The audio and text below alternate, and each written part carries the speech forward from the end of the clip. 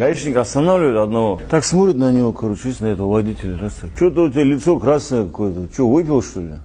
Он говорит, да не выпил. Документы раз смотрит. Что у тебя глаза что-то бегают туда-сюда? Что-то ты подозрительный. Употреблял, что ли, что-то? Он говорит, да не. А он дыхни, говорит. Он такой, дыхнул. Что ты, реально ты подозрительный какой-то. Что ты, бледный, что ли, ты? Ты куда едешь? Он говорит, туберкулезный диспансер.